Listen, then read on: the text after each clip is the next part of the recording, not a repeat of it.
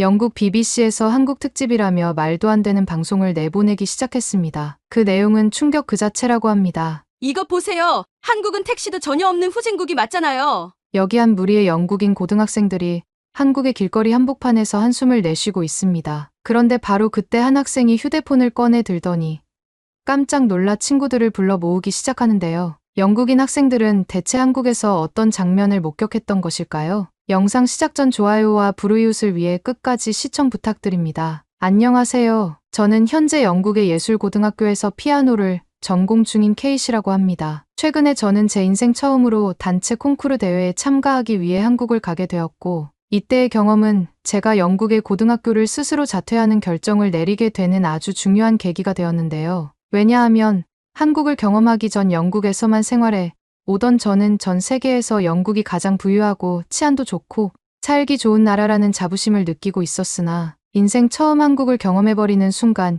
이 모든 자부심들이 물거품처럼 사라지고 말았기 때문입니다. 약 3개월 전 저는 담임 선생님의 추천으로 다른 반 학생들과 콩쿠르 팀을 꾸리게 되었고 저희 목표는 한국에서 열리는 음악 콩쿠르 대회에 참가해 입상하는 것이었는데요. 선생님께서는 한국에서 열리는 이번 콩쿠르는 규모가 매우 커서 이곳에서 좋은 성적을 거두면 저와 팀원들의 미래가 보장된다고 했고 심지어는 대회에 참가하고 남은 시간에는 자유롭게 한국 여행을 해도 된다면서 계속해서 한국으로의 대회에 참가하기를 요청하셨습니다. 하지만 저와 팀원들은 처음에는 담임 선생님의 이런 부당한 요청에 다소 화가 났는데요. 그도 그럴 것이 인생 첫 단체 콩쿠르 대회를 영국보다 후진국인 한국에서 참가해야 된다는 사실이 다소 이해되지 않았던 것은 물론 남는 시간에 여행을 한다고 하더라도 볼 것 없는 평범한 나라이기에 큰 의미가 없을 것 같았거든요. 하지만 선생님께서는 저와 팀원들의 부모님과 직접 전화 상담을 하면서까지 강제적으로 한국행 대회 일정을 매듭 지으셨고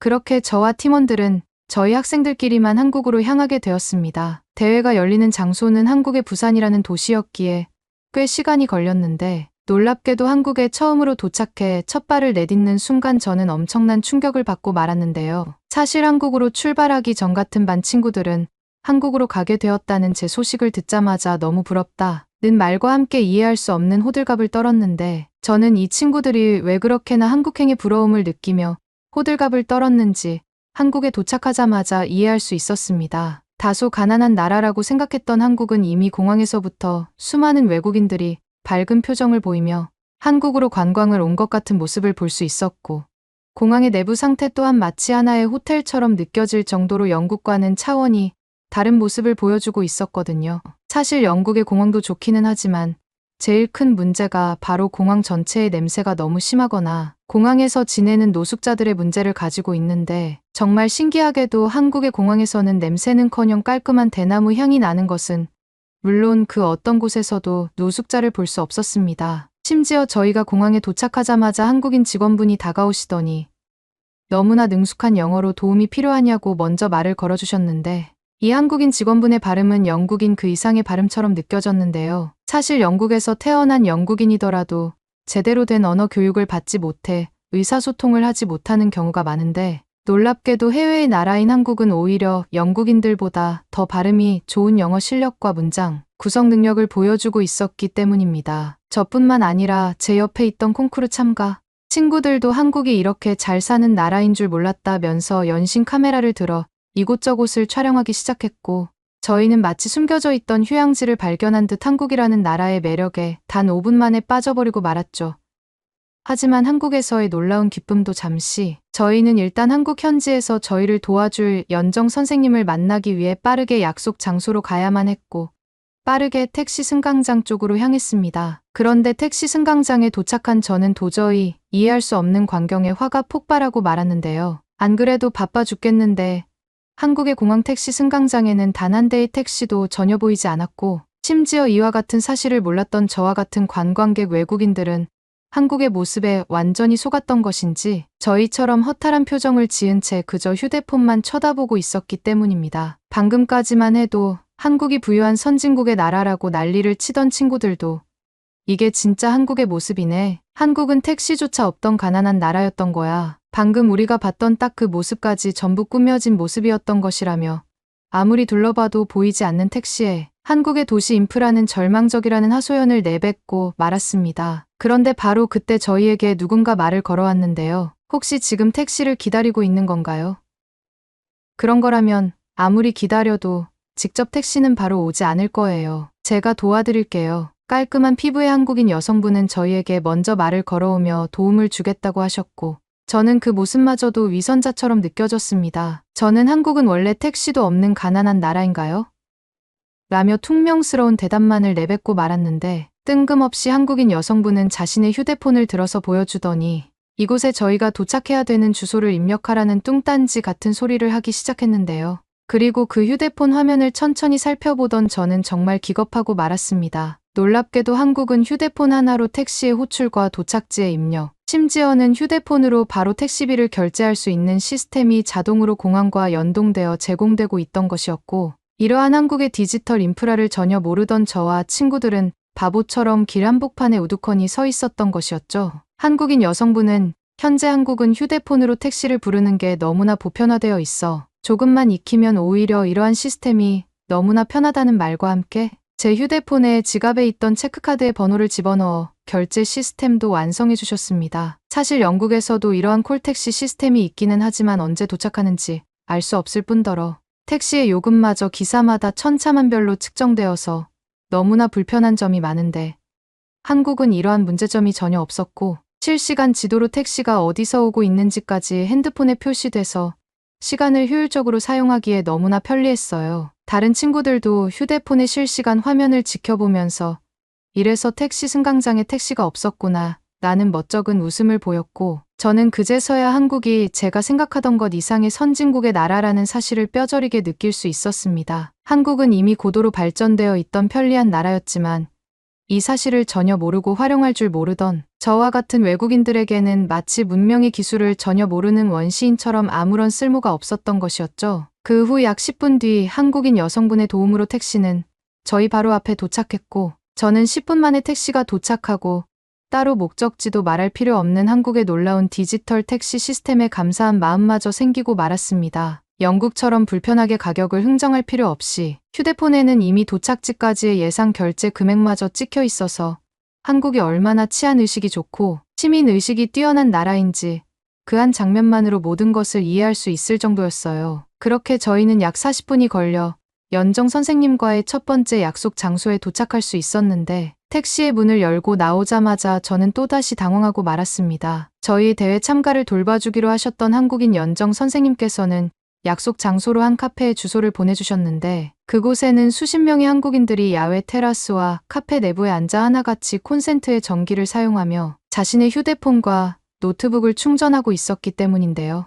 이건 영국에서는 절대 상상도 할 수 없는 장면이었을 뿐더러 심지어 야외에서 커피를 마시고 있던 한국인들은 자신의 노트북을 테이블 위에 올려놓고 신경도 쓰지 않은 채 먼 거리에서 전화 통화를 하는 모습은 거의 충격에 가까웠습니다. 사실 영국에서는 카페가 단순히 커피를 마시는 공간 정도로만 여겨지고 있기에 한자리에 20분 이상 오래 앉아 있으면 대놓고 눈치를 주는 것은 물론 가끔은 아주 직설적인 추가 비용 팁을 요구하기도 하는데요. 심지어 한국처럼 콘센트를 이용해 배터리를 충전하는 것은 콘센트가 설치조차 되어 있지 않아 상상조차 하지 못하는 일이죠. 하지만 한국은 이러한 영국인들을 비웃듯 카페 내부에는 콘센트를 이용해 자신의 휴대폰과 노트북을 동시 충전하는 사람들은 물론 너무나 충격적이게도 충전 중인 노트북을 이용해 편안하게 업무를 하는 한국인들의 모습은 눈으로 보면서도 믿어지지가 않았습니다. 저는 한국인들이 정말 얼마나 부유하길래 영국에서는 거액의 돈을 내야만 카페 충전을 할 수 있는데 저렇게 많은 전자기기를 동시에 충전할까라는 의문점이 들었고,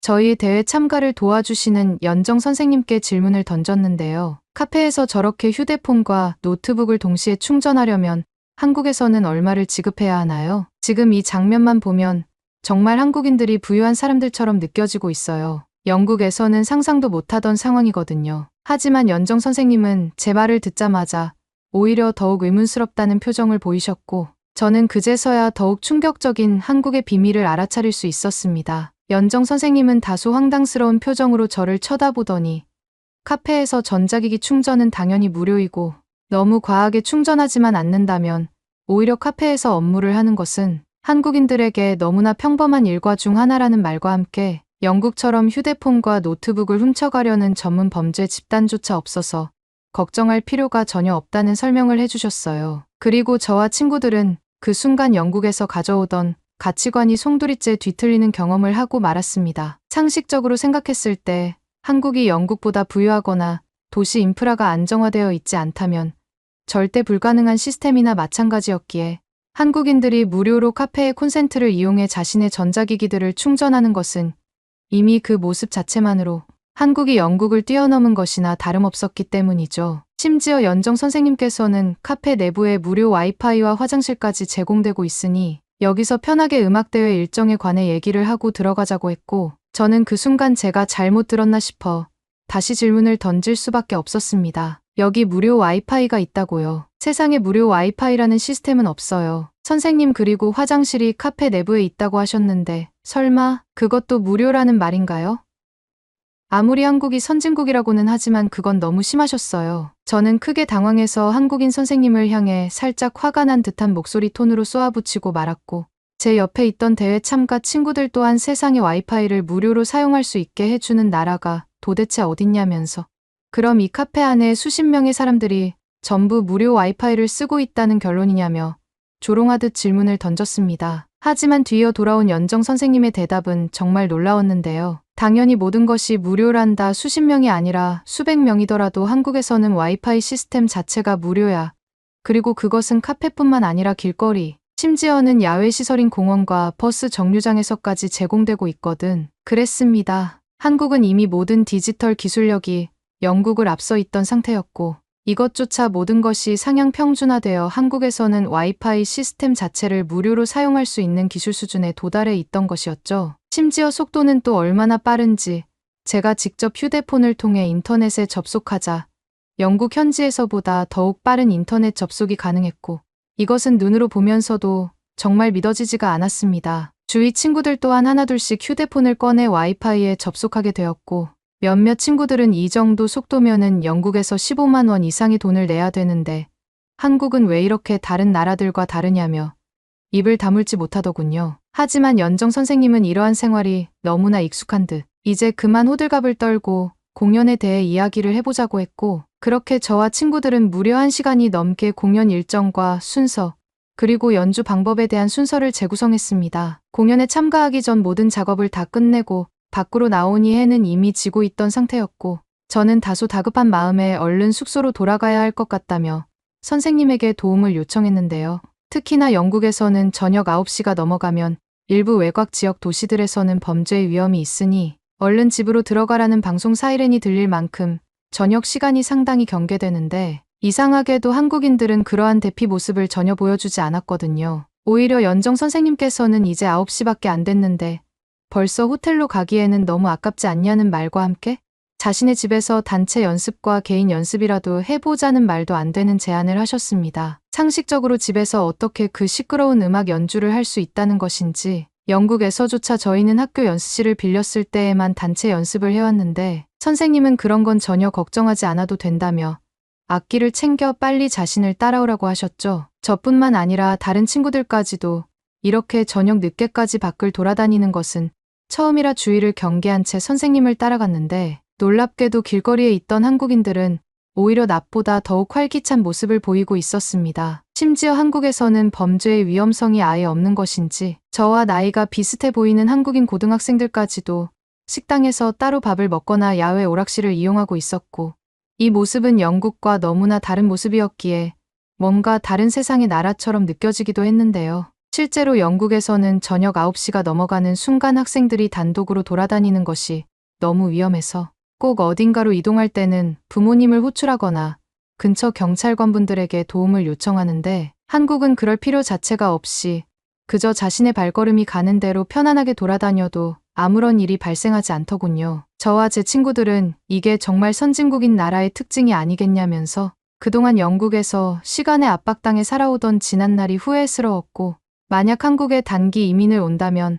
하루의 시간이 영국에서의 활용도보다 서너 배가 되지 않을까라는 놀라운 생각이 들기도 했습니다. 그도 그럴 것이 이미 길거리의 한국인들은 저녁 시간도 낮과 똑같이 자신의 업무에 활용하거나 여유를 즐기고 있었고, 이러한 한국인들의 저녁이 있는 삶은 그 모습을 보는 것 자체만으로 영국인으로서 부러움이 느껴졌거든요. 어쨌든 저희는 연정 선생님을 따라 알 수 없는 연습실이라는 그곳으로 향했고 약 5분 정도를 걸었을 때 선생님에 도착했어 라는 말이 들려왔습니다. 그런데 도착한 그곳에는 당최 연습실이라고는 생각할 수 없는 대형 건물들이 몇 개나 있었고 그 내부에는 마치 공원이 있는 듯 전혀 연습실 강당처럼 느껴지지가 않았는데요. 저는 너무 당황스러워서 여기에서 연습을 하라고요? 라며 연정 선생님에게 질문을 던졌고 그 뒤 돌아온 대답은 제 상식을 붕괴시키고 말았습니다. 이곳은 한국에서 아파트라고 불리는 거주 단지야. 그리고 이 내부에는 너희가 음악을 연습할 수 있는 방음, 뮤직룸 시설이 24시간 운영되고 있어.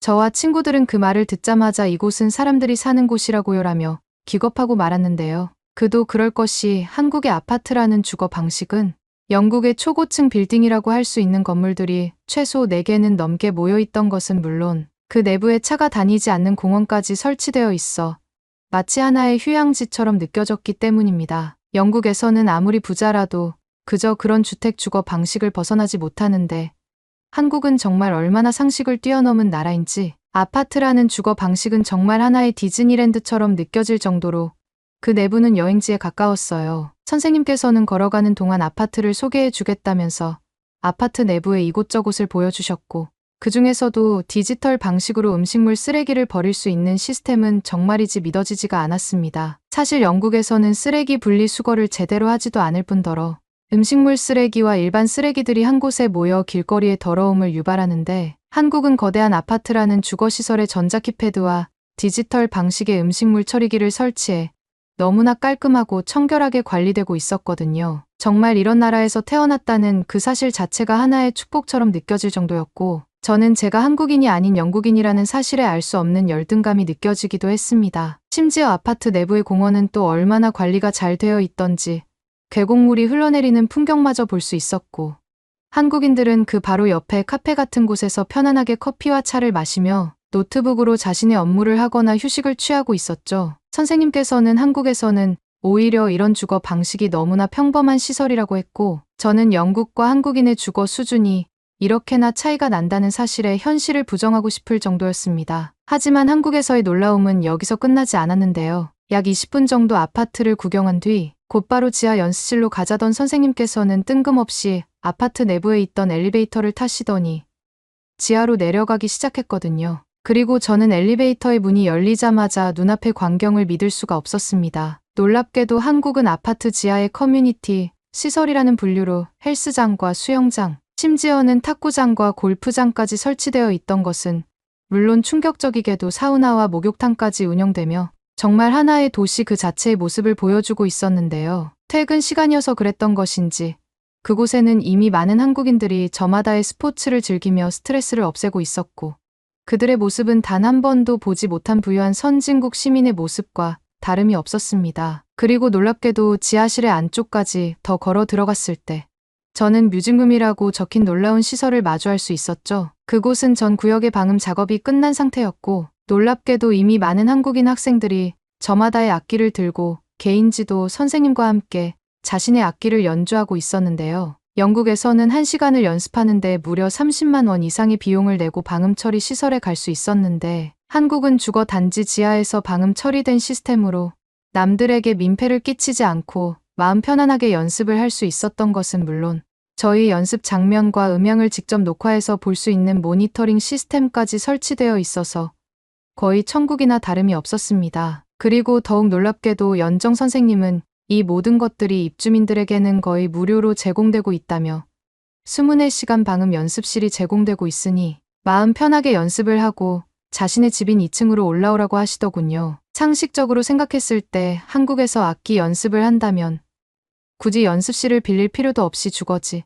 바로 밑에 지하에서 편하게 하루 종일 연습이 가능했고 저는 그 순간 왜 한국인 친구들의 콩쿠르 성적이 그렇게나 좋았는지 그제서야 이해가 되기 시작했습니다. 이런 시설이 무료로 개방되고 주거지 지하에까지 있다면 연습을 안 할 이유가 없었을 뿐더러 저녁 시간만 되면 제대로 된 시설이 없거나 치안의 위험으로 연습할 수 없는 영국과는 그 수준 자체가 달랐기 때문이죠. 그렇게 저와 친구들은 3일 뒤에 있을 한국에서의 콩쿠르 대회 참가를 위해 그 연습실을 이용해 너무나 마음 편하게 연습을 할 수 있었고 시설이 좋고 시간마저 무한이어서 그랬던 것인지 거의 6시간이 넘는 단체 연습을 진행하고 말았습니다. 하지만 확실한 방음 시스템으로 그 누구도 저희 연습을 방해하지 않았고 저희 또한 소음의 민폐에서 벗어날 수 있는 한국 아파트의 뮤직룸 시설에 감탄하고 말았죠. 저는 곧바로 제 센스 계정에 이런 놀라운 한국의 뮤직룸 모습을 알리기 위해 아파트의 조경과 뮤직룸 시설을 찍은 사진들을 연달아 올리기 시작했고 역시나 영국에 있던 친구들의 반응은 가히 폭발적이었습니다. 수많은 친구들이 공원과 주거지가 적절히 섞여 있는 한국의 아파트라는 주거 방식에 당장 한국에서 체험을 해보고 싶다고 했고 또 몇몇 친구들은 집 바로 밑에 저런 연습시설이 있다면 하루 종일 연습을 해서 실력을 올릴 수 있겠다면서 마치 자신들이 지금 당장 한국인이라도 된 듯 꿈만 같은 미래를 그리기도 했어요. 그 정도로 한국과 영국은 도시 인프라와 생활 편의성 부분에서 정말 많은 차이를 보여주고 있었고 이것은 직접 겪어보지 않으면 절대 알 수 없는 한국의 놀라운 특징들이었죠. 그렇게 저는 선생님의 도움을 받아 큰 여행, 경비에 지출 없이 거의 무료로 하루 종일 아파트의 뮤직룸을 이용할 수 있었고 이러한 연습의 노력이 있었던 것인지 부산에서 열린 콩쿠르 대회에서 1등이라는 놀라운 수상을 해내고 말았습니다. 그 후 저와 친구들은 약 일주일 동안 한국에서 남은 시간을 여행으로 보냈고 그 사이 저뿐만 아니라 대다수의 친구들이 한국으로 음악 유학을 오고 싶다며 진지한 인생의 전환점을 계획하게 되었죠. 지금 현재는 마지막 졸업 시즌을 앞두고 있어 영국으로 돌아와 있는 상태이기는 하지만 저는 조만간 고등학교를 졸업하자마자 친구들과 함께 졸업 여행으로 한국을 길게 다녀올 계획입니다. 제가 겪었던 나라들 중 한국 같은 선진국은 전혀 없었기에 이번에는 정말 한국인들의 생활을 직접 체험하는 체험 여행을 시도해 보고 싶으니까요. 구독과 좋아요 부탁드리며 중국인들을 참교육시킬 방법도 남겨주시면 감사하겠습니다. 그러면 더욱 감동적인 다음 사연으로 넘어가겠습니다. 노을이 지는 한강에서 러시아 여성들이 마구 소리를 지르고 있습니다. 누군가를 다급하게 찾고 있는 것 같은데요. 소리를 지르며 마구 달려나가는 여성을 한국 사람들이 바라보고 있습니다. 이 한 무리의 여성들에게 도대체 무슨 일이 있는 걸까요? 이 여성들은 한국에서 누구를 찾고 있는 걸까요? 안녕하세요. 러시아의 탁구 선수 베리탄입니다. 저는 낮에는 일을 하고 밤에는 열심히 탁구 훈련을 하는 아마추어 탁구 선수입니다. 항상 전 세계를 여행하며 다양한 문화를 경험하고 경기를 하는 것을 꿈꾸었습니다. 그래서 우리 팀이 성공적인 시즌을 마치고 포상휴가를 받을 자격을 얻었을 때 기대감이 가득했습니다. 우리는 모두 다른 나라에서 열리는 경기에 참여할 자격을 얻으려고 엄청나게 노력했거든요. 하지만 여행지가 한국으로 발표되자 솔직히 마음이 조금 가라앉았습니다. 언제나 꺼지지 않는 선진국인 미국이나 일본을 은근히 기대했었거든요. 한국은 물론 잘 모르는 나라이지만 탁구나 여행에 대한 관심을 가져본 적이 없었거든요. 알고 보니 이런 감정은 저 혼자가 아니었습니다. 우리 대부분은 도쿄의 네온사인이나 미국의 넓게 뻗은 도로를 상상했었거든요. 서울행 비행기에 몸을 싣는 순간 불편한 마음이 계속됐어요. 어차피 새로운 곳이잖아라고 생각하며 스스로를 설득하려고 노력했습니다. 하지만 이럴 수도 있었어. 라는 아쉬움이 남았습니다. 열정적인 사람들의 에너지로 북적이는 미국의 골목을 상상하며 한국에서도 비슷한 분위기를 느낄 수 있을지 궁금해졌습니다. 2번의 경유 25시간이라는 장시간의 비행을 마치고 인천국제공항에 들어서자 여정과 비좁은 기내 공간에 지친 기색이 역력했습니다. 부서질 것 같더라고요. 비행 시간이 길어져서 대회장으로 바로 가야 하는데 정말 일정을 어떻게 이렇게 짰나 너무하다는 생각이 들었어요. 얼굴에는 기름기가 돌아서 너무 찝찝하더라고요. 그때 현지 관계자가 죄송하다고 씻고 갈 생각이 없냐고 물으시더라고요. 저희는 저희가 후진국 사람이라도 그렇지 어떻게 숙소에서 씻는 것도 아니고 공항에서 씻으라고 할 수 있냐고 너무하다고 생각했는데 관계자가 전달을 잘못했다고 인천공항에 샤워 시설이 있으니 거기서 씻지 않겠냐고 하시더라고요. 호텔이랑 붙어있는 샤워 시설이라 편할 거라고 하면서요. 호텔이랑 붙어 있다고 하니까 뭔가 믿음이 가더라고요. 그래서 이것도 경험이다 생각하고 너무 찝찝하니까 가보자 하면서 동료들이랑 샤워장에 들어갔어요. 근데 저는 한국이 이렇게까지 발전한 나라인 줄 몰랐어요. 공항에는 노숙자도 하나 없고 어느 하나 지저분한 공간이 없더라고요. 그리고 어찌나 넓은지 계속 가는데도 새로운 공간들이 계속 등장했어요. 심지어 공항 내에서 차를 타고 움직이는 직원들도 있었어요. 공항을 안내하는 로봇도 있었고요. 제복을 차려입은 직원들이 계속해서 순찰을 돌고 있었고요. 세련되고 현대적인 공항의 넓은 공간을 가로질러 샤워실로 안내하는 표지판을 따라갔습니다. 과연 공항의 샤워 시설이 얼마나 갖춰져 있을까 하는 회의적인 생각이 들었습니다. 하지만 샤워실 문을 열고 들어서자마자 놀라움의 물결이 저를 덮쳤어요. 시설은 깨끗하고 조명이 밝으며 놀라울 정도로 넓었습니다. 각 샤워실은 개인실이었으며 공항이 아닌 고급 호텔에서 기대할 수 있는 다양한 편의 시설을 갖추고 있었습니다. 깨끗한 수건과 세면도구, 헤어드라이어까지 구비되어 있었어요. 따뜻한 물줄기가 쏟아지는 샤워실에 들어서자 여행의 피로가 모두 녹아내리기 시작했습니다. 샤워실을 안 왔으면 어쩌나 싶더라고요. 단순히 몸을 씻는 것을 넘어 정신까지 맑아지는 기분이었습니다. 인천공항의 샤워 시설은 평소 여행에서 부담스러웠던 샤워를 호화로운 휴식의 순간으로 바꿔놓았습니다. 여행이란 이런 것이어야 한다고 생각했던 기억이 납니다. 승객의 편안함을 위한 세심한 배려와 관심은 모범적이었습니다. 단순히 물리적 공간이나 편의시설이 아니라 여행객의 니즈를 이해하고 예측한 것이었습니다. 그 순간 번잡한 해외여행에서 흔히 느낄 수 없는 가치와 보살핌을 받는다는 느낌을 받았습니다. 공항을 빠져나가는 동안에도 상쾌한 샤워의 기억은 계속 남아 있었습니다. 디테일에 대한 관심과 편안함에 대한 집중이 여행의 가장 평범한 부분도 어떻게 향상시킬 수 있는지 단순하면서도 깊이 있게 상기시켜 주었습니다. 인천공항은 단순히 시설만 제공한 것이 아니라 경험을 제공했고 한국 방문에 대한 놀라운 분위기를 조성했습니다. 전 세계의 수많은 스포츠 시설을 방문한 노련한 탁구 선수로서 저는 모든 것을 다 봤다고 생각했습니다. 하지만 한국의 탁구 경기장에 처음 들어섰을 때 느꼈던 놀라움과 감탄은 그 어떤 것도 준비하지 못했습니다. 경기장에 들어서는 순간부터 엄청난 규모와 현대적 시설에 숨이 맺을 것 같았습니다. 금잡을 데 없이 깨끗한 넓은 경기장에는 최첨단 탁구 장비가 갖춰져 있었고 조명은 선수와 관중 모두의 시야를 확보할 수 있도록 완벽하게 설계되어 있었습니다. 바닥은 깨끗했고 각 테이블은 넉넉한 간격을 두고 있어 충분한 이동 공간과 편안한 경기 환경을 제공했습니다. 하지만 가장 인상 깊었던 것은 경기장 곳곳에 정수기가 있다는 점이었습니다. 지금까지 여러 스포츠 시설을 방문하면서 이렇게 사려 깊고 편리하게 배치된 곳은 처음이었습니다. 경기장 구석구석에서 정수기를 이용할 수 있었습니다. 사소한 것 같지만 탁구처럼 에너지 소모가 많은 스포츠를 하는 선수들에게는 수분 보충이 매우 중요합니다. 한국에서는 정말 쉽고 편리하게 수분을 보충할 수 있었어요. 다른 곳에서는 경기 중 물을 마시려면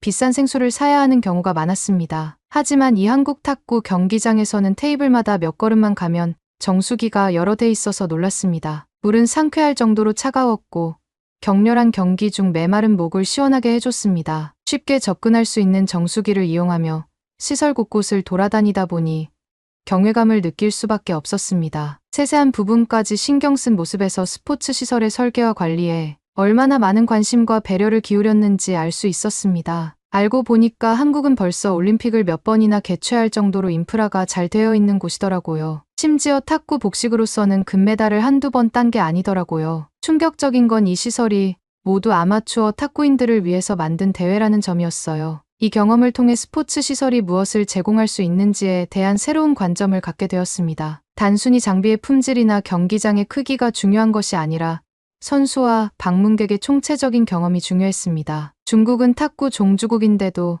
여러 번 대회를 갔다가 유쾌한 경험을 하고 왔던 동료들이 엄청 많았거든요. 그래서 탁구 종주국임에도 불구하고 가고 싶다는 생각이 들질 않았었는데 이런 경험을 하게 해준 한국이 너무 감사했어요. 주택가에 자리한 한국의 에어비앤비 아파트에 도착했을 때만 해도 평범한 숙박이 될 거라 예상했습니다. 하지만 아파트 단지 입구에서 마주한 광경을 믿을 수가 없었어요. 아파트로 향하는 길의 복도를 따라 여러 개의 문 앞에 수많은 상자가 가지런히 놓여있는 특이한 광경에 눈을 뗄 수 없었습니다. 처음에는 의아했습니다. 집에서는 소포를 이런 식으로 방치하는 것은 거의 도난의 초대장이나 다름없었거든요. 왜 주민들이 택배를 이런 식으로 공공장소에 방치하는지 이해할 수 없었습니다. 호기심이 발동한 저는 지나가는 이웃에게 물어보았습니다. 놀랍게도 그 상자는 실제로 주민들이 집을 비운 사이에 배달된 택배라는 거예요. 정말 놀라웠던 것은 그 상자들이 보안에 전혀 신경 쓰지 않고 복도에 그대로 방치되어 있었다는 사실이었습니다. 주민은 웃으며 그거 가져가서 부자 되는 것도 아닌데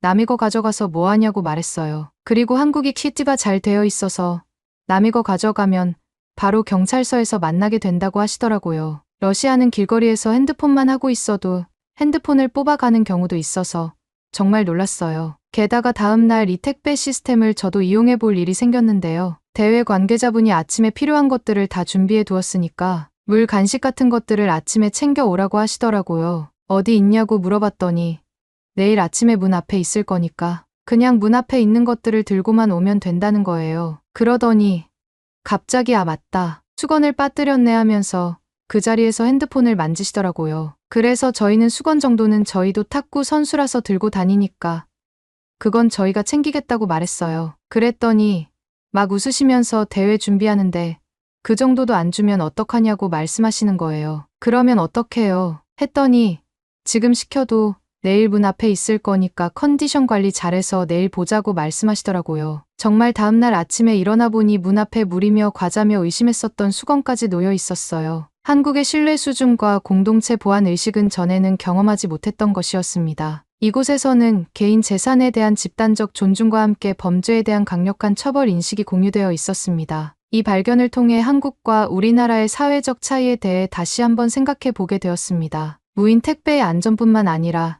이러한 관행이 신뢰와 존중, 공동체의 책임감을 바탕으로 구축된 사회를 상징하는 것이었습니다. 또한 제가 생각하는 것보다 한국이 얼마나 발전한 건지 놀랍고 부럽더라고요. 심지어 더욱 놀라운 점은 탁구협회가 협찬을 받았다면서 스마트 기기를 모든 선수단원에게 무료로 주신 점이었어요. 저희는 수상을 하지도 못했는데 이런 기기를 막 주셔도 되는 건지 정말 놀라웠어요. 스마트 기기가 좋다고 들어서 가지고 싶었지 사지는 못하고 있었는데 이렇게 주시니까 얼마나 감사했는지 모르겠어요. 나중에 보니까 지하철에서 한국 분들은 이런 시계를 많이 차고 계시더라고요. 시계를 차니까 제가 얼마나 걸었는지 뿐만이 아니라 칼로리를 얼마나 소비했는지까지 보여주더라고요. 옆에 있는 동료들이 얼마나 좋아하던지 운동을 더 하고 싶은 생각이 들더라고요. 여의도를 방문할 계획으로 서울 지하철을 처음 탔을 때 다른 대도시의 지하철에서 경험했던 번잡함과 혼잡한 승강장, 제가 길을 헤맬 것을 대비하고 있었어요. 하지만 서울 지하철에서 만난 서울 지하철은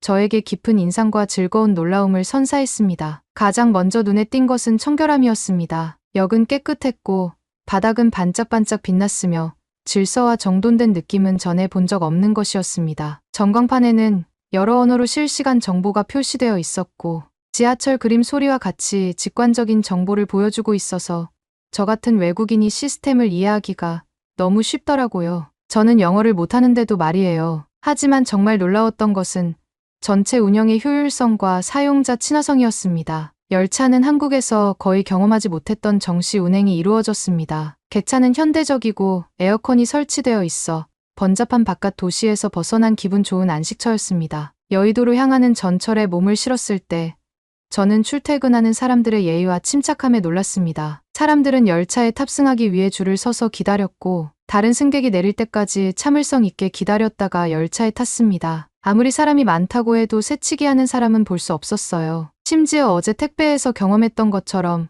무임승차를 하는 사람이 없었어요. 카드를 찍어야 반드시 문이 열렸거든요. 그래서 직원이 일일이 돌아다니면서 무임승차를 하는지 검사할 필요가 없더라고요. 제가 매료된 또 다른 측면은 기술의 통합이었습니다. 지하철 시스템 전체가 앱과 디지털 지도로 연결되어 있어서 여정을 계획하고 최적의 경로를 찾고 예상 도착 시간을 확인하는 게 정말 쉬웠어요. 이 정도의 연결성과 기술 통합은 다른 곳의 대중교통에서는 찾아볼 수 없는 수준이었습니다. 열차가 여의도를 향해 달리는 동안 저는 바깥 풍경에 감탄하지 않을 수 없었습니다. 지하철이 가끔씩 지상으로 드러나면서 숨막히면서도 흥미로운 도시의 모습을 엿볼 수 있었습니다. 특히 여의도로 가는 길은 현대적인 고층 빌딩과 한강이 어우러져 아름다운 풍경을 더했습니다. 뉴욕 지하철에 대해 감탄하는 사람은 본 적이 없는데 서울 지하철은 감탄이 나오더라고요. 목적지에 도착하자마자 저는 이 여행이 얼마나 스트레스 없이 효율적으로 진행되었는지 되돌아보았습니다. 여의도의 번화한 거리로 나가면서 저는 서울의 지하철 시스템에 대해 새롭게 감사하는 마음을 갖게 되었습니다. 편리함, 청결함, 현대성에 대한 서울시의 노력이 돋보이는 경험이었으며 한국 방문에서 기억에 남는 순간이었습니다. 여의도에 도착해서는 한강에서 음식을 즐겼어요. 옆에는 한국 사람들이 많이 있어서 저도 한국 사람이 된 것 같은 기분이 들어서 기분이 좋았어요. 한국으로 오는 비행기를 탈 때만 해도 제가 한국을 이렇게 즐거워할 거라고 생각도 못했는데 말이에요. 저희는 돗자리도 준비를 해오지 못했는데 이미 역 앞에서부터 돗자리부터 해서 삼겹살, 치킨 모든 것들을 팔고 있더라고요. 심지어 전화를 하니까 한국에서는 주소도 없는 저희에게 음식을 배달시켜줬어요. 배달을 받으려고 서툰 한국말로 여기에요. 저 맞아요를 외치는 제 모습이 너무 웃기더라고요. 심지어 제가 외치니까 한국 분들이 길을 비켜줬어요. 이 순간에도 질서정연한 모습, 남의 음식을 가져갈 생각조차 안 하는 게 재밌더라고요. 생각해보니까 한국에서는 불편함을 느껴본 적이 없다는 사실을 깨달았어요. 외국인이라고 해도 이 모든 편의를 누릴 수 있게 해준 한국 사람들에게 얼마나 감사했는지 몰라요. 저는 저에게 이런 경험을 제공해준 한국에 너무 감사하면서 반드시 돈을 모아서 온전히 한국에서만 한 달 살기를 해볼 생각이에요. 그걸 위해서 지금 정말 열심히 돈을 모으고 있습니다. 사실 동료들 중에서는 꼭 한국을 경험시켜줘야 한다면서 갔다 온 지 얼마 안 돼서 가족들을 데리고 여행 간 친구들도 많아요.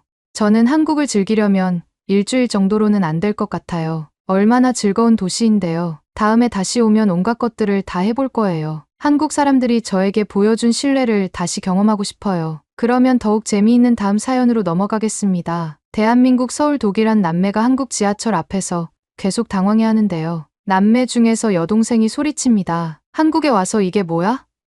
중국으로 가자고 했잖아. 나 진짜 어떻게 갑자기 소리치더니 눈물까지 흘리고 맙니다. 한국 지하철이 어땠길래 눈물을 흘리며 한국에 온 걸 후회하는 걸까요? 오늘의 사연은 대학생 네크 씨의 사연입니다. 안녕하세요. 독일 대학생인 네크입니다. 전 한국에 관심이 없었지만 저희 오빠가 정말 꼭 한 번쯤 가보자고 부탁과 사정을 해서 억지로 오게 되었어요. 솔직히 전 시간 낭비라고 생각했고 경치 좋은 동남아나 한국을 갈 바에는 중국으로 가고 싶었어요. 친구들한테도 중국에 갔다 왔다고 하는 게 더 자랑거리가 될 테니까요. 어찌됐던 저희는 독일 런던 히스로 공항에서 인천공항으로 향하게 되었답니다. 인천공항에서 비행기에서 내렸을 때 저는 제 안에서 끓어오르는 설렘을 느낄 수 있었습니다. 긴장감과 호기심이 뒤섞인 느낌이었죠. 공항은 북적거렸지만 질서정연하고 청결한 느낌이 바로 제 시선을 사로잡았습니다. 통과하면서 모든 것이 현대적이고 잘 정돈된 모습에 감탄하지 않을 수 없었습니다. 표지판은 여러 언어로 되어 있었고 직원들의 도움도 매우 친절했어요. 제가 상상했던 것과는 전혀 달랐어요. 한국에서 들었던 이야기들이 떠올랐고 한국에 대한 좋지 않은 이미지가 떠올랐습니다. 하지만 최첨단 공항에 서보니 그런 이야기가 사실과 거리가 멀다는 것을 알았습니다. 우리의 첫 번째 임무는 서울에 있는 호텔로 가는 길을 찾는 것이었습니다. 우리는 공항철도를 타기로 결정했고 거기서 첫 번째 놀라움이 시작되었습니다. 기차역이 공항과 바로 통합되어 있어서 여행이 매우 편리했습니다. 매표기에는 영어 옵션이 있었고 전체 과정이 매우 간단했습니다. 독일에서는 복잡한 기차 시스템에 익숙해져 있었기 때문에 이 점이 놀라웠어요. 서울로 가는 기차 여행은 그 자체로 경험이었어요. 좌석은 편안했고 승차감은 부드러웠으며 한국 시골의 풍경은 매혹적이었습니다. 저는 도시 풍경이 서서히 활기찬 서울로 바뀌는 것을 지켜보았습니다. 고층 빌딩, 한강 번화한 거리 등 모든 것이 너무 매력적이었습니다. 서울에 도착하자마자 도시의 활기찬 에너지가 우리를 감쌌습니다. 거리에는 사람들로 활기가 넘쳤고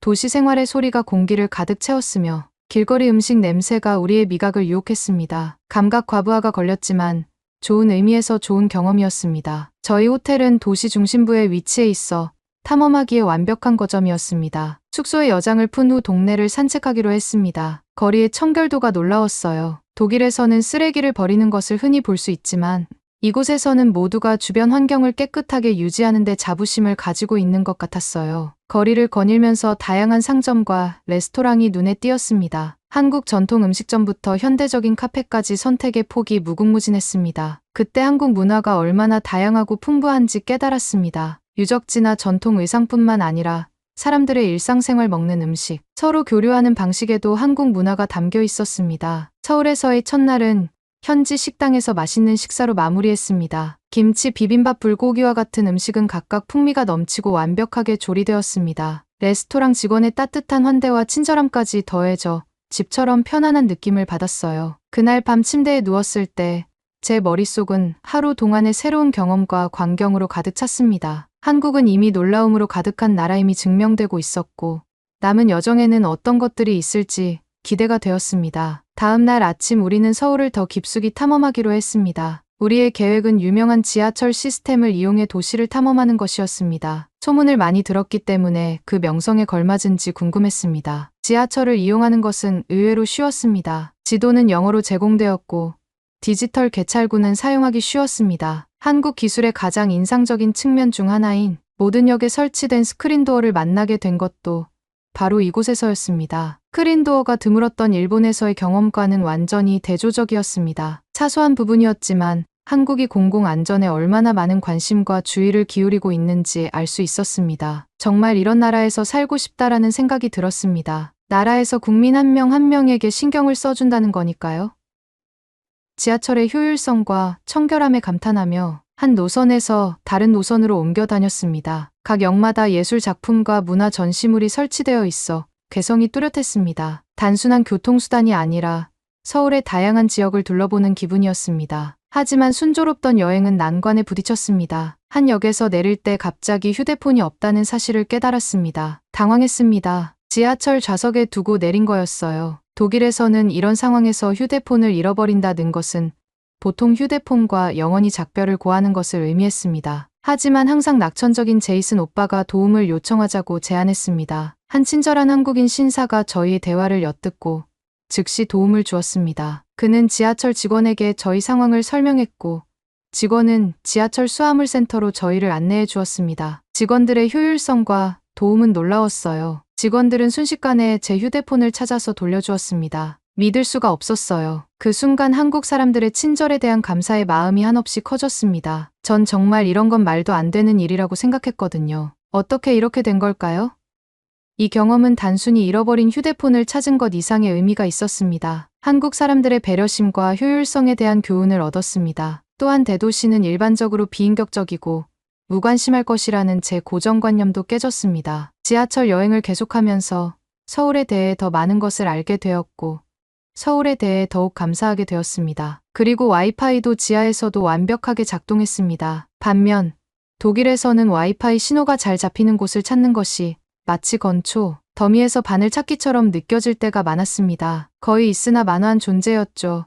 하지만 저희를 감동시킨 것은 기술뿐만 아니라 사람들이었습니다. 지하철 직원부터 동료 승객에 이르기까지 마주친 모든 사람들이 친절하고 도움을 주었습니다. 모두가 너무 바빠서 멈춰서서 도와주지 않는 것 같았던 고향의 번잡한 생활과는 사뭇 다른 상쾌한 변화였습니다. 그 후 며칠은 탐험과 발견의 소용돌이였습니다. 서울에서 일관되게 눈에 띄는 한 가지 측면은 거리 곳곳에 스며든 안전과 사회적 조화에 대한 느낌이었습니다. 독일에서는 부모님이 안전 문제로 늦게까지 외출하는 것을 항상 경계하셨어요. 하지만 서울에서는 이야기가 달랐습니다. 밤에도 두려움 없이 거리를 돌아다닐 수 있었죠. 거리에는 불이 환하게 켜져 있었고 사람들은 활기찬 밤 문화를 즐기며 돌아다니고 있었죠. 눈치를 보지 않고 자유롭게 돌아다닐 수 있어서 정말 해방감이 느껴졌어요. 가난과 같은 사회적 문제가 없다는 것도 또 다른 즐거움이었습니다. 서울에서는 사람들이 주문하는 동안 카페 테이블 위에 휴대폰을 놓고 가는 것을 볼 수 있었는데 독일에서는 상상도 할 수 없는 일이었습니다. 공공장소에 대한 이러한 신뢰는 한국 문화에 뿌리내린 사회적 가치를 반영하는 것이었습니다. 저희는 다양한 동네를 탐방하며 한국인의 독특한 삶을 엿볼 수 있었습니다. 해화동에서는 골동품 가게, 미술관, 찻집 등 한국 전통의 중심지를 탐험했습니다. 마치 시간을 거슬러 올라간 것 같았어요. 이곳에서 한국의 전통 의상인 한복을 입어보며 한국의 유구한 역사와 연결되는 느낌을 받았습니다. 이와 대조적으로 트렌디한 홍대에서는 한국의 현대적이고 젊은 면모를 볼 수 있었습니다. 거리에는 음악과 거리 예술 유행을 선도하는 젊은이들로 활기가 넘쳤습니다. 창의성과 혁신의 용광로이자 한국의 역동적인 문화 현장을 증명하는 곳이었죠. 미식여행도 마찬가지로 깨달음을 얻었습니다. 한국 음식은 전에 경험하지 못했던 맛과 질감으로 즐거운 발견이었습니다. 매콤한 떡볶이와 호떡을 파는 길거리 포장마차부터 고급 한식을 제공하는 고급 레스토랑까지 매 끼니마다 한국의 미식 유산을 기념하는 시간이었습니다. 하지만 음식뿐만 아니라 경험도 중요했습니다. 한국에서의 식사는 공동체적이고 상호작용적인 것이었습니다. 요리를 나누고 테이블에서 고기를 굽고 레스토랑 직원들의 따뜻한 환대는 매 식사를 기억에 남는 행사로 만들었습니다. 어느 날 저녁에는 한국 전통 다도에 참여할 기회가 있었습니다. 빠르게 돌아가는 일상과는 완전히 대조되는 고요하고 영상적인 경험이었어요. 다도는 단순히 차를 마시는 것이 아니라 차를 마시는 순간과 함께하는 사람들, 그리고 차를 만드는 예술성을 감상하는 시간이었습니다. 서울에서의 여행이 진행되면서 저희 가족과 저는 한국의 풍부한 유산을 더 깊이 파고들기로 결심했습니다. 우리는 한국의 전통적인 면, 여러 세대에 걸쳐 전해 내려오는 이야기와 풍습을 간직한 곳을 탐험하기 위한 여정을 시작했습니다. 첫 번째 방문지는 한국 역사의 장엄한 상징인 경복궁이었습니다. 웅장한 대문을 들어서자 다른 시대에 들어온 것 같은 기분이 들었습니다. 복잡한 건축물과 광활한 뜰은 정말 장관이었어요. 운이 좋게도 수문장 교대식을 볼 수 있었는데 화려하고 정밀하게 진행되어 재미있었어요. 고궁을 방문하는 것은 단순히 아름다움을 감상하는 것만이 아니라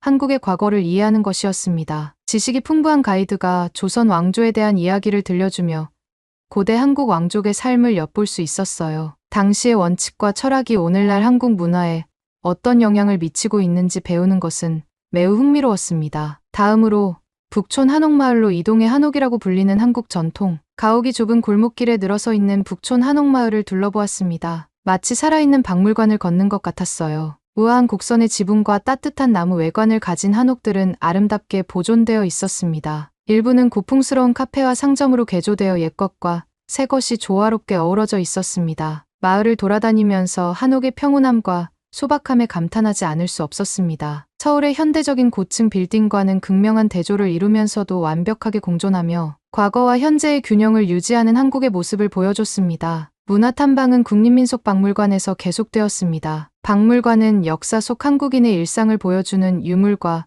전시물이 가득한 보물창고였습니다. 전통 의복과 도구부터 역사적 생활공간, 재현까지 박물관은 한국의 문화와 전통을 종합적으로 살펴볼 수 있는 곳이었어요. 가장 기억에 남는 체험 중 하나는 한국 전통 공예를 직접 해보는 시간이었습니다. 저희는 전통 한지인 한지를 만들고 작은 나무 탈에 색칠하는 방법을 배우는 워크숍에 참여했습니다. 한국의 예술적 유산을 직접 체험할 수 있는 시간이었습니다. 한국 전통 공연을 경험하지 않고는 한국 전통에 대한 몰입을 완성할 수 없었을 것입니다. 저희는 한국의 음악적 스토리텔링, 예술인 판소리 공연을 관람했습니다. 북 하나만 반주하는 소리꾼의 힘찬 목소리는 언어의 장벽을 뛰어넘는 감동적인 이야기를 들려줬습니다. 한국 예술의 깊이와 표현력을 느낄 수 있는 공연이었습니다. 시간이 지나면서 저와 제 가족은 한국의 전통과 사랑에 빠지게 되었습니다. 이러한 전통에는 시대를 초월한 느낌, 현재에도 여전히 살아 숨쉬는 과거와의 연결고리가 있었습니다. 한국이 어떻게 역사와 문화를 보존하면서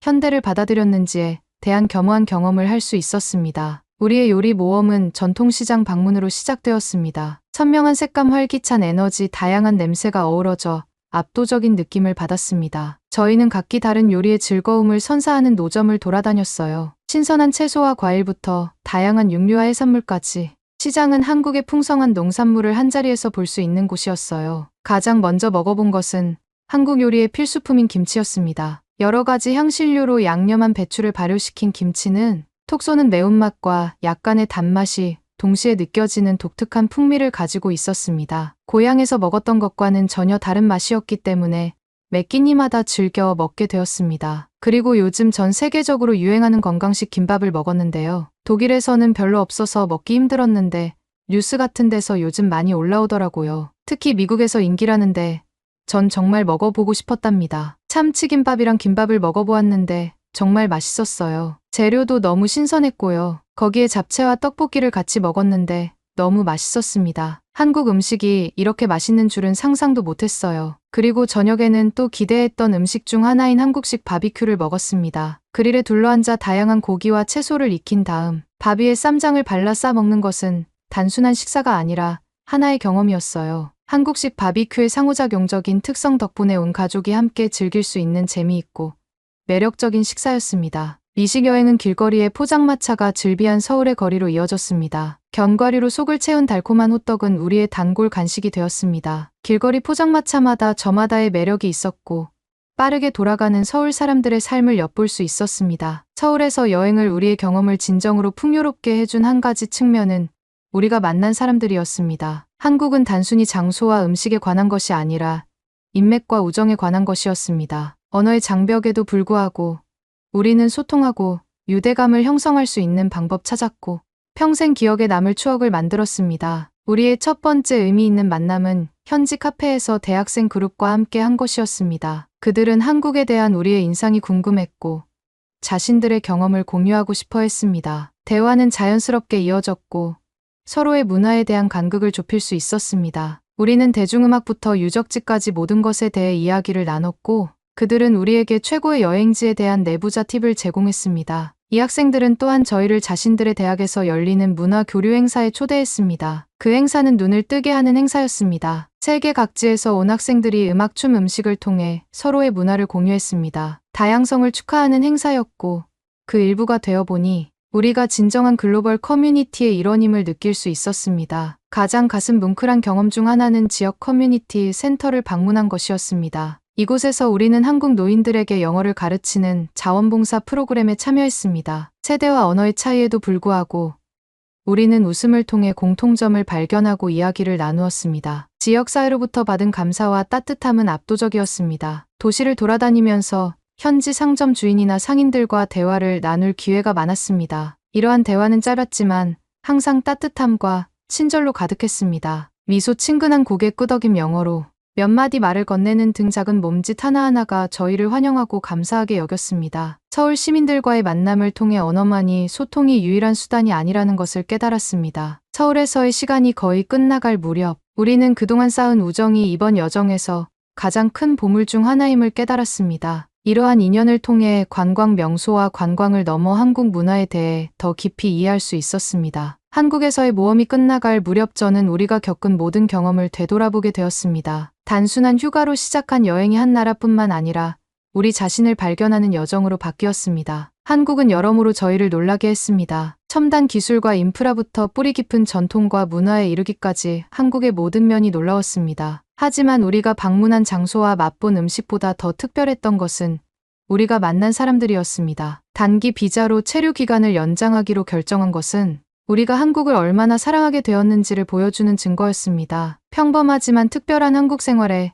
더 깊이 빠져들고 싶었습니다. 한국이 제공하는 모든 것을 계속 탐험하고 배우고 경험하고 싶었습니다. 장기 체류를 위해 짐을 싸면서 제가 얼마나 많이 성장했는지 깨달았습니다. 관광객으로 한국에 왔지만 저는 한국 문화의 학생으로 머물고 있었습니다. 한국은 저에게 선입견을 넘어 새로운 경험을 받아들이고 세상의 다양성을 인정하는 법을 가르쳐 주었습니다. 한국에서의 여정은 단순한 휴가를 넘어 인생의 교훈을 얻었습니다. 열린 마음을 유지하는 것의 중요성, 다양한 문화의 아름다움, 사람들과의 관계 맺기의 가치를 깨달았습니다. 한국에서의 새로운 생활에 적응하면서 저는 우리의 모험이 이제 막 시작되었다는 것을 알았습니다. 아직 볼거리, 맛볼 음식, 만날 사람들이 너무나도 많았거든요. 한국은 우리에게 두 팔을 벌렸고 우리는 그 모든 경험을 받아들일 준비가 되어 있었습니다. 전통과 현대가 완벽하게 조화를 이룬 한국은 우리의 인식을 바꿨을 뿐만 아니라 우리의 마음까지 움직였습니다. 평생 기억에 남을 추억과 새로운 관점을 갖게 되었고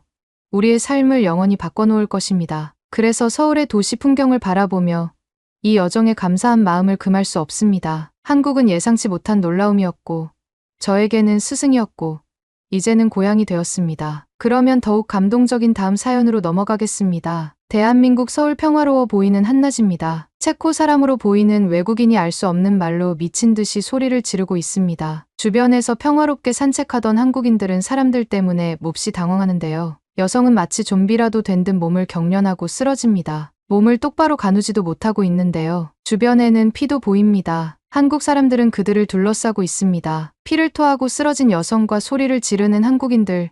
도대체 무슨 일일까요? 체코 프라하에 사는 21살 여성 테리는 혈액 수술이 불가능한 큰 혈전 덩어리가 있다는 암울한 진단을 받으면서 이야기를 시작합니다. 부유하진 않아도 단란한 가정에서 자란 테리는 말이 되지 않는다고 생각했습니다. 체코에서 나름 잘 나가는 건실한 기업에 입사하게 된 테리는 의무적으로 받아야 하는 건강검진을 받던 중 체코에서는 치료할 수 없는 희귀병이 의심된다는 진단을 받았습니다. 모세혈관에 혈전이 쌓이고 있고 이로 인해서 혈관이 점차 막히고 있는 것 같더라고요. 의사 선생님은 지금까지 이상한 점을 느낀 적이 없냐고 물어봅니다. 테리는 전혀 느낄 수 없었다고, 간혹 피곤할 때나 사람이 많은 곳에 가면 어지럼증 등의 증상 정도만 있었다고 말했어요. 저는 모든 일이 수월하게 느껴질 정도로 우아하게 삶의 균형을 잡았습니다. 하지만 어느 평범한 날 모든 것이 바뀌었습니다. 희귀병과 치료가 불가능하다는 말이 방 안에 울려 퍼졌고 저는 믿을 수가 없었어요. 그 후 며칠 동안 저는 진단을 받아들일 수가 없었어요. 겉모습도 똑같고 느낌도 똑같았지만 시간이 얼마 남지 않았다는 말을 들었습니다. 가족은 저를 중심으로 뭉쳤습니다. 저희 집은 부유하지는 않아도 자식들이 원하는 것을 지원해 줄 수 있는 집이었어요. 덕분에 저도 동생도 학업을 이어가며 좋은 직장에 취직할 수 있었고요. 기쁨과 웃음으로 가득했던 가정은 이제 조용한 걱정으로 가득 차게 되었습니다. 테리의 머릿속은 소용돌이쳤습니다. 피곤해서 그렇다고 치부했던 어지럼증은 이제 불길한 징조처럼 느껴졌습니다. 그리고 자신이 원망스러웠습니다. 도대체 무엇을 위해서 아픔을 참아가면서까지 일을 했는가에 대한 회의감이 몰려왔어요. 그녀는 자신의 과거와 선택 그리고 자신이 처한 상황의 아이러니에 대해 의문을 품게 되었습니다. 모든 것이 완벽하게 돌아가는 것 같았는데 왜 지금일까? 더 나쁘게 살아가는 사람도 있는데 왜 나에게만 이런 시련이 생기는 걸까? 그녀는 두려움과 분노, 그리고 자신의 운명에 대해 한탄했습니다. 동생인 라나와 함께 공유했던 K-팝에 대한 열정은 일상을 벗어나는 또 다른 즐거운 탈출구였습니다. K-팝 그룹을 보는 순간만큼은 현실에서 벗어난 느낌이 들었거든요. 그 무대를 보고 있는 순간만큼은 병에 대해서 생각할 시간이 나지 않았습니다. 진단을 받기 전 시간으로 돌아갈 수 있을 것 같았어요. 둘은 좋아하는 그룹 배츠에 대해 이야기하고 언젠가 가보고 싶은 한국 여행을 계획하는데 몇 시간을 보내곤 했습니다. 테리는 한국에 가야겠다고 생각했습니다. 지금이 한국에 갈 타이밍이라고 생각했습니다. 지금까지 좋은 학교, 좋은 직업을 위해 억눌러 왔던 것들을 생각하며 이제는 행동해야 될 때라고 생각했습니다. 사실 어머니와 아버지는 반대했지만 동생인 라나가 든든한 지원군이 되어 주었습니다. 한국 땅에 처음 발을 내딛는 순간은 마치 다른 세상에 발을 내딛는 것 같았습니다. 서울의 활기찬 에너지가 느껴졌고 거리는 현대와 전통이 어우러져 북적거렸습니다. 프라하의 후덥지근하고 건조한 거리와는 극명한 대조를 이루며 박동하는 서울의 리듬이 느껴졌습니다. 매 순간이 새로운 발견이자 음미해야 할 새로운 경험이었습니다. 콘크리트 위에 높이 올라가 있는 건물들이 새로웠습니다. 체코는 사막이라 지반이 약해 건물 높이에 제한이 있었거든요. 젊음의 활기, 예술, 음악으로 유명한 트렌디한 홍대 지역을 탐험했습니다. 마치 제가 미래에 있는 것 같은 느낌이 들었어요. 서울에서는 미래가 있는데 계속해서 이 장소에 있을 수 있다면 저에게도 미래가 펼쳐질 것 같은 생각이 들었습니다. 거리에는 K-팝과 거리 공연 흥에 겨운 사람들의 수다 소리로 활기가 넘쳤습니다. 서점에 가서 비치 앨범을 구매했습니다. 노래방에 가서 좋아하는 노래도 불렀습니다. 즉석 사진도 찍었어요. 인생에서 처음 해보는 일이 이렇게 많다는 사실을 알았습니다. 진단의 그림자와는 극명하게 대조되는 에너지와 생동감을 느꼈습니다. 아프지 않았다면 21살에 한국 여행을 오지 못했겠지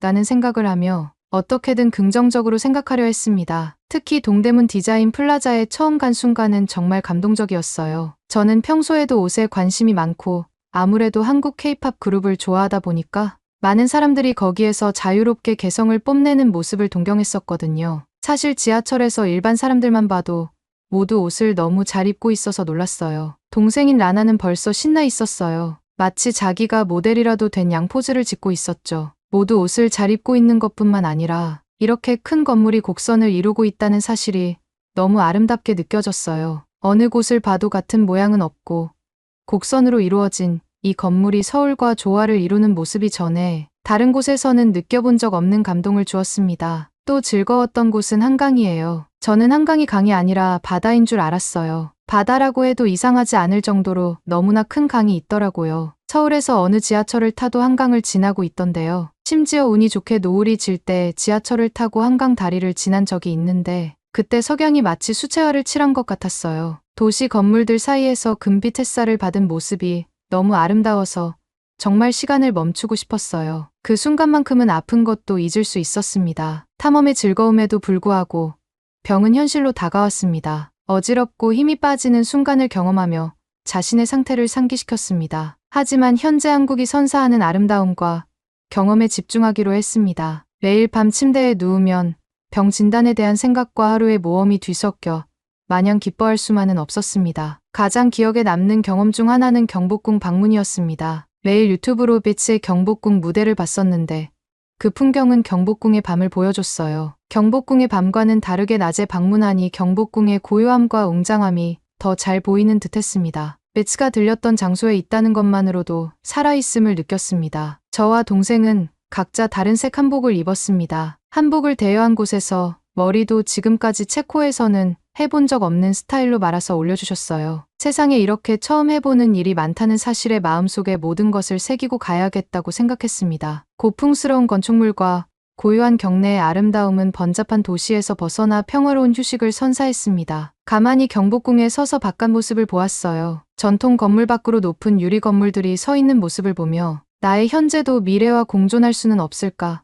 슬픔이 밀려왔습니다. 전통 한복을 입은 저와 라나는 마치 과거로 돌아간 듯한 기분을 느끼며 유적지를 거닐었습니다. 이 경험은 삶의 아름다움과 풍요로움을 가슴 뭉클하게 일깨워 주었고 새로운 눈으로 세상을 보고 있다고 느꼈습니다. 관광과 새로운 경험으로 가득 찬 여느 날과 다름없는 하루였습니다. 한복을 입고 새로운 경험을 해보면서 이제야 세상을 제대로 즐기고 있다고 생각했습니다. 하지만 고요함 속에서 세상이 갑자기 통제불능 상태가 되었습니다. 어지러움의 물결이 몰려왔어요. 지금까지 경험했던 어지러움과는 차원이 달랐습니다. 저는 여기서 끝이구나. 서울의 엄마와 아빠에 대한 걱정이 가장 먼저 들었어요. 라나가 저에게 다가오는 것이 느껴졌습니다. 소리를 지르는 동생의 모습과 사람들이 웅성거리는 모습, 희미해지는 의식 속에서 한국 사람들이 같이 다가오는 모습만 보였어요. 저는 정신을 잃었어요. 깨어나 보니 병원이었습니다. 사람이 기절을 하면 이렇게 되는구나 싶더라고요. 쓰러졌다는 것만 알겠고